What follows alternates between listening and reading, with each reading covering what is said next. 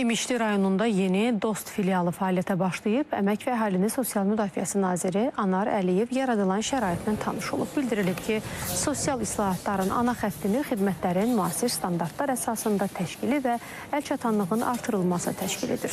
Dost modeli vətəndaş yönümlü yanaşma, şəffaf fəaliyyət və innovativ idarə etmə prinsipləri ilə beynəlxalq səviyyədə də uğurlu təcrübə kimi tanınır.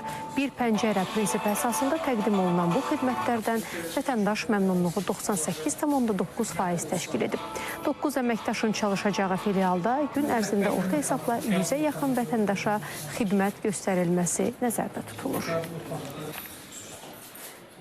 İmişli sakinləri burada, bu sahədə keyfiyyətli xidmətlər alacaqlar. Eyni zamanda sosial sahədə onları maraqlandıran suallara cavablar tapacaqlar.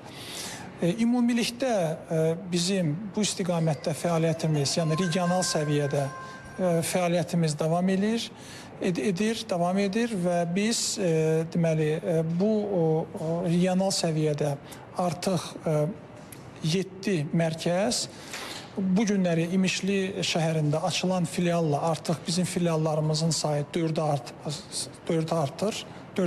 olur.